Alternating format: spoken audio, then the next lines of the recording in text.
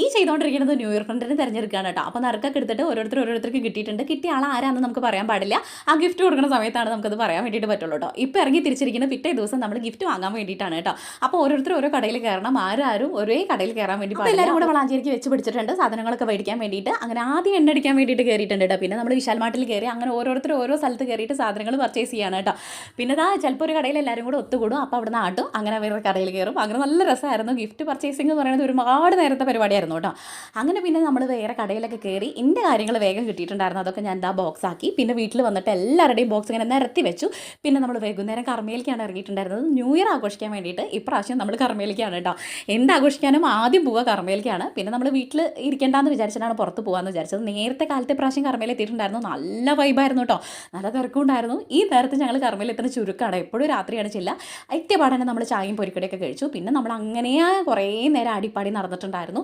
പിന്നെ കുറച്ച് നേരം ഇരുന്നു അന്താക്ഷരി കളിച്ചു. പിന്നെ അങ്ങനെ ഒരുപാട് ഗെയിമും കാര്യങ്ങളൊക്കെ കളിച്ചപ്പോഴേക്ക് രാത്രി ആയിട്ടുണ്ടായിരുന്നു കേട്ടോ.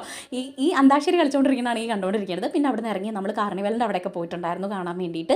അതും കണ്ട് കുറേ നേരം ആസ്വദിച്ച് നിന്നതിൻ്റെ ശേഷം നമ്മൾ ഇനി ഫുഡ് അടിക്കാൻ വേണ്ടി പോയാലോ എന്നുള്ള പരിപാടിയിലായിരുന്നു കേട്ടോ. അങ്ങനെ നമ്മൾ കുറേ നേരം തപ്പി നടന്നിട്ട് ഒരു കട കണ്ടിട്ടുണ്ടായിരുന്നു കേട്ടോ. പിന്നെ അവിടുന്ന് പൊറോട്ട, നൂൽ പൊറോട്ടയും പിന്നെ മന്തി, പിന്നെ എന്തായിരുന്നു ബട്ടർ ചിക്കൻ, അങ്ങനെയുള്ള കാര്യങ്ങളൊക്കെ ആയിരുന്നു കേട്ടോ നമ്മൾ ഓർഡർ ചെയ്തിട്ടുണ്ടായിരുന്നത്.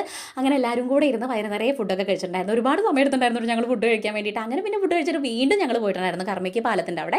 ഇവിടെ നിന്നിട്ടാണ് നമ്മൾ ഗിഫ്റ്റൊക്കെ അങ്ങോട്ടും കൂടി എക്സ്ചേഞ്ച് ചെയ്യുക, കൈമാറാമെന്ന് വിചാരിച്ചത്. അങ്ങനെ 12 മണിയായപ്പോൾ ഞങ്ങൾ ഉറക്കെ ഹാപ്പി ന്യൂ ഇയർ ഒക്കെ പറഞ്ഞ് അവിടെ ഭയങ്കര രസമായിരുന്നു കേട്ടോ കാണാൻ വേണ്ടിയിട്ട്. ഒരുപാട് ആൾക്കാരും ഉണ്ടായിരുന്നു. അങ്ങനെ പിന്നെ ഓരോരുത്തരുടെ ഫ്രണ്ടിനെ തിരഞ്ഞെടുത്ത ഫ്രണ്ടിന് ഗിഫ്റ്റൊക്കെ അങ്ങനെ ഗിഫ്റ്റൊക്കെ കൊടുത്ത് കെട്ടിപ്പിടുത്തും ഹാപ്പി ന്യൂ ഇയർ ഒക്കെ പറഞ്ഞിട്ട് പിന്നെ ഞങ്ങൾക്ക് ഇതൊന്ന് ഗിഫ്റ്റ് ഒന്ന് ഓപ്പൺ ചെയ്യണമല്ലോ ഏതൊക്കെയാണെന്ന് അറിയാൻ വേണ്ടിയിട്ട്. അങ്ങനെ ഓരോരുത്തരുടെയും ഗിഫ്റ്റൊക്കെ ഓപ്പൺ ചെയ്ത് നോക്കിയിട്ടോ. അങ്ങനെ നല്ല രസമായിരുന്നു. അങ്ങോട്ടും ഇങ്ങോട്ടൊക്കെ അപ്പോഴാണ് അറിഞ്ഞത് ആരുടെ ഫ്രണ്ടാണ് എന്നൊക്കെ ഉള്ളത്. ആ സമയത്താണ് അറിഞ്ഞിട്ടുണ്ടായിരുന്നത്. നല്ല രസമായിരുന്നു. ആദ്യമായിട്ടാണ് ഞങ്ങൾ ന്യൂ ഇയറിന് ഇങ്ങനെ ഒരു പരിപാടി ചെയ്യണത് കേട്ടോ. അങ്ങനെ പിന്നെ നമ്മൾ ഗിഫ്റ്റും കാര്യങ്ങളൊക്കെ ഓപ്പൺ ചെയ്തിട്ട് നേരെ വീട്ടിലേക്ക് പോരാമെന്ന് വിചാരിച്ചു. അങ്ങനെ ഞങ്ങളുടെ കുഞ്ഞൊരു ന്യൂ ഇയറിൻ്റെ വിശേഷം ഇത്രയേ ഉള്ളൂ. നിങ്ങൾക്ക് വീഡിയോ ഇഷ്ടമാണെങ്കിൽ സബ്സ്ക്രൈബ് ചെയ്യുക, ലൈക്ക് ചെയ്യുക, ഷെയർ ചെയ്യുക, കമൻറ്റ്. അപ്പോൾ എല്ലാവർക്കും ഹാപ്പി ന്യൂ ഇയർ. നാളെ നല്ലൊരു വീഡിയോ ആയിട്ട് കാണാം. Tata bye, see U.